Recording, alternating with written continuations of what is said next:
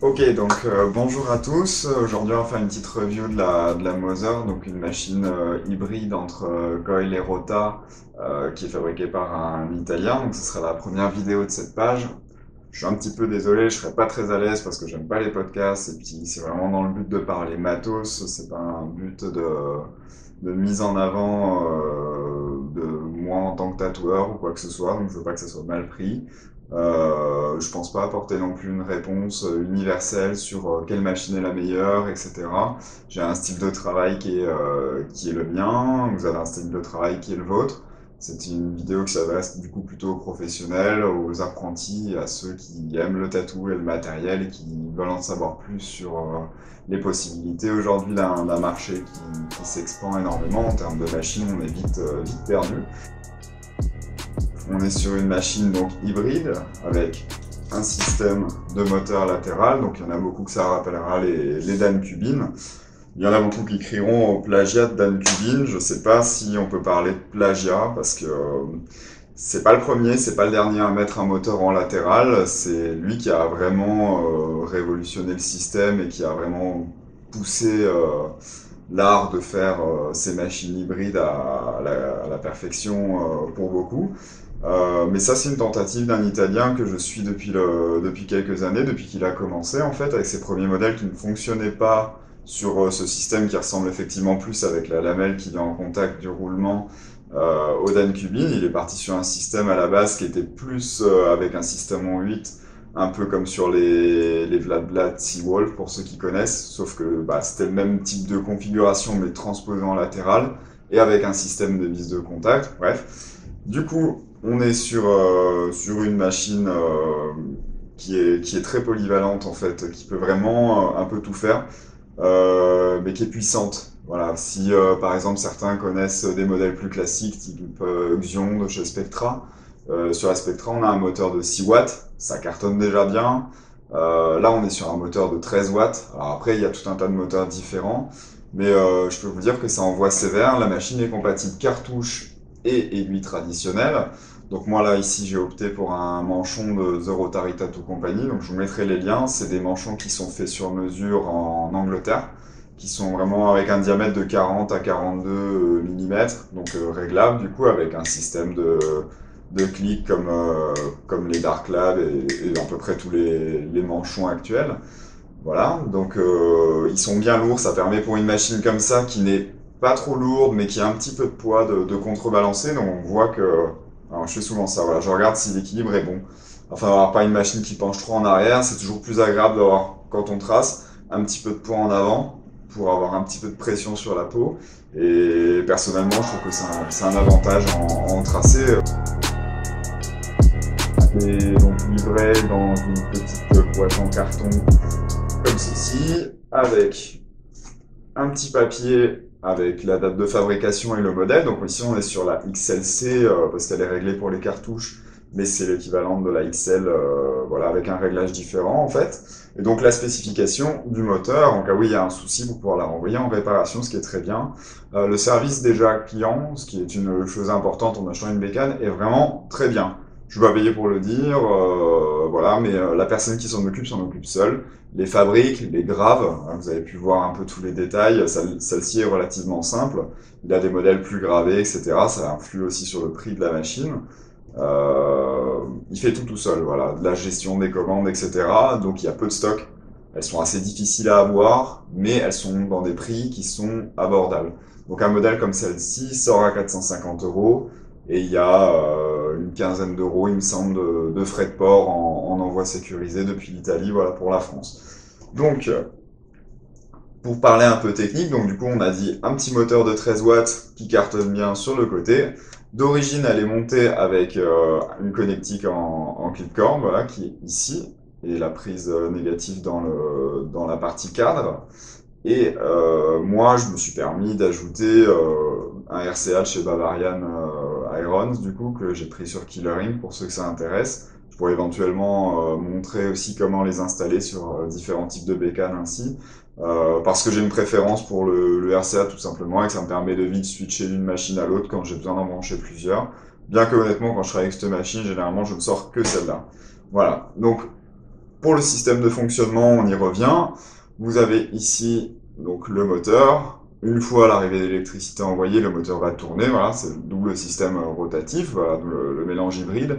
Et la lamelle va faire pression à chaque contact, va décaler, ce qui va actionner en fait la masselotte arrière avec un système de va-et-vient. Voilà, ce qui va pousser votre aiguille. L'avantage, c'est que vous avez un système rotatif, donc très fiable en fait. Vous n'avez pas de perte de connexion, surtout avec le RCA. Vous avez quelque chose de très fiable, mais en même temps, vous avez cette façon de frapper qui est linéaire, puisque le renvoi de la masselotte n'a pas de mouvement droite et gauche. Il a un mouvement qui est d'avant en arrière uniquement. Donc ça casse le mouvement rotatif pour le renvoyer en linéaire, comme si c'était en fait une machine type coil, type slider par exemple. On voit bien que le débattement, avec la force de courant qui arrive, est assez important. Donc du coup, quand vous faites du tracé, vous avez besoin d'un rythme assez rapide ou du remplissage, par exemple, gros packing de noir. Cette machine est super parce que elle a du coup, elle n'a pas un stroke prédéfini. Si vous voulez, le stroke, c'est la longueur de frappe, si le mot ne parle pas à tout le monde. C'est la longueur donc entre le point le plus reculé du mouvement et le point le plus avancé.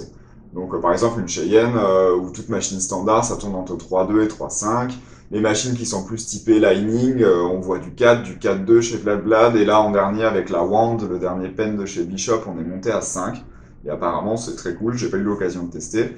Voilà, donc la particularité ici, c'est que quand vous faites tourner la machine à un rythme rapide, le débattement avec cette lamelle là qui fait un petit peu ressort va être assez important parce que vous lui donnez plus d'énergie, donc il va avoir un mouvement plus large. Quand vous baissez en voltage, donc par exemple pour tomber sur de l'ombrage, moi je tourne à 5, 6, quand je veux faire du whip très lent, de la texture, etc.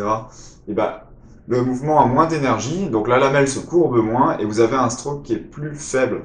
Disons que les gens qui aiment par exemple, je pense au Neotrad, qui font de la grosse ligne, la 14, la 18, ils vont pouvoir l'envoyer tranquillement avec cette machine, que ce soit en aiguille ou en cartouche, parce qu'elle a la puissance pour, avec ce moteur, pour envoyer ce type de grosses lignes, les marquer bien noirs, et vraiment quand on trace avec cette machine, on voit la consistance du trait, et on sait que ça va bien cicatriser. Elle a une façon de poser les lignes qui est superbe, qui me rappelle beaucoup la façon de travailler avec les coils. En fait, on a vraiment cette densité de traits. Mais par contre, si vous aimez l'ombrage doux et vous tombez vers votre voltage, vous avez un stroke, ce débattement qui est plus faible.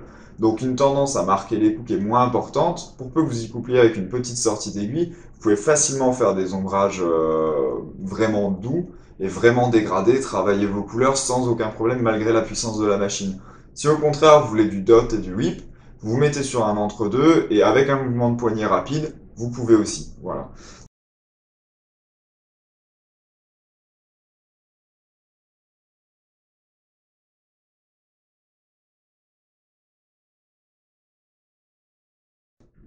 Avantages et inconvénients, enfin un peu les deux. C'est-à-dire que le système hybride permet des lignes bien épaisses. Il permet de travailler, j'ai travaillé avec des Magnum de 27 et j'ai rentré des aplats de noir avec une grande facilité. Il permet des ombrages doux. Je lui trouve, même si moi je l'utilise comme ça et que ça me va bien, j'ai eu un temps d'adaptation pour passer au whip quand même. Parce qu'elle a une façon de texturer où il faut y aller vraiment avec tranquillité, surtout si vous utilisez du whip en 3 par exemple, en 3 buckpin, les 3.025. Parce que elle a de la puissance et il faut faire attention à pas abîmer la peau. Donc il faut y aller avec parcimonie et précaution au début. Une fois que vous auriez pris le coup, ça ira tout seul. Ça pour moi c'est les avantages de la machine. Inconvénient, avantage, après c'est les deux selon les personnes. C'est un poids lourd, forcément avec ce cadre, ce moteur, etc. Disons que le poids est un peu ressenti, mais avec ce manchon par exemple c'est très bien équilibré, ça me gêne pas tant que ça. Je le sens vraiment sur les longues séances. En convention, au bout de 6-7 heures, bon, de temps en temps j'aimerais repasser sur une machine légère, mais certains aiment avoir un poids dans la main, c'est pas mon cas. Donc ça c'est vraiment du ressenti de chacun, quoi. Après, c'est pas une machine qui est très lourde non plus, hein. C'est plus léger qu'une bobine, par exemple, hein. Pas qu'une grosse bobine, après il y a eu des bobines légères. Voilà. Ce qui manque pour moi d'origine, c'est le RCA, mais ça pareil, c'est du perso. La boucle sur le côté, faites attention à bien la serrer avec certains manchons comme ça, avec ce genre de tige. Euh, des fois on a un peu du mal à serrer. Donc il faut pas avoir peur de vraiment forcer un peu pour pas que ça coulisse quand vous faites cliquer le manchon. Je trouve qu'il manque un poil de force, mais bon, après, de toute façon, une fois qu'il est en place, vous n'êtes pas censé le toucher tous les 10 minutes, puisqu'il se règle de toute façon. Donc c'est un souci léger. Mais bon, une fois serré, vous n'aurez pas de souci, quoi. Faut bien le serrer, voilà, c'est tout. J'ai pas eu de soucis de dérèglement depuis que j'ai eu. Je vérifie de temps en temps mes points de serrage à cause des vibrations, notamment sur ces deux clés Allen. Voilà, donc si vous avez toujours dans vos affaires de tatou, quand vous partez en conf ou quoi, des petites clés Allen, c'est toujours bien de temps en temps de vérifier que tout soit bien serré. Ça évitera un souci, hein, dans le doute. Par exemple, même pour les points de contact pour le clip-cord, vérifier que c'est bien serré, ça évitera une perte de connexion qui rendra les performances de votre machine un petit peu inférieures. Par rapport au type de manchon, vous pouvez aussi avoir à fabriquer une tige sur mesure. Donc moi c'est ce que j'ai fait par rapport à ce manchon-là. Je le voulais bien coller ici pour avoir une machine avec un poids bien centré. Ce que je vous conseille, c'est vous prenez une aiguille à un collègue ou une aiguille de cartouche là à l'unité, un truc comme ça. Et bah vous en prenez quelques-unes et en fait vous la coupez à la dimension qui vous paraît la plus adaptée. Donc moi je l'ai coupée au bout et puis je m'y suis repris à 2 fois pour arriver à la bonne longueur. Couper toujours un peu trop grand puis revenez plutôt en arrière, ça évitera d'engager pour avoir justement une tige qui soit adaptée parce que chaque machine a une distance en fait entre l'endroit de serrage et le téton de la masselotte qui est différente quoi. Donc si vous aimez avoir la buse complètement collée ou assez proche, il se peut que vous ayez besoin de modifier selon le type de manchon la barre en fait. Voilà. Donc ça vaut pour cette machine comme ça vaut pour d'autres. Voilà, donc là vous la voyez un peu sans le manchon. Et voilà, pour moi c'est un peu les avantages et les inconvénients de cette machine. Vous voyez que déjà à 2,7 volts, elle tourne. Elle tourne sans problème. Je suis pas sûr que vous fassiez quelque chose, hein. C'est d'une douceur extrême. Je veux dire, pour moi, à ce voltage-là, on fait rien, hein. Mais pour ceux qui ont envie de faire quelque chose de très très léger, bon, il faudra monter quand même un peu en voltage, mais vous pouvez l'utiliser. Par exemple, là, je suis à 3,8 volts. Là, pour quelque chose de très doux, on a une frappe, voilà, qui est vraiment très lisse, très douce. Et en fait, je sais pas si vous le voyez, mais là on voit bien le débattement en fait. Si vous montez, on se rend bien compte que tac, d'un coup, le débattement prend en importance. Donc c'est ce que je disais tout à l'heure, sur cette façon d'avoir des lignes très marquées, cette possibilité de faire des ombrages très doux, et d'avoir en fait une machine qui est très polyvalente. Voilà.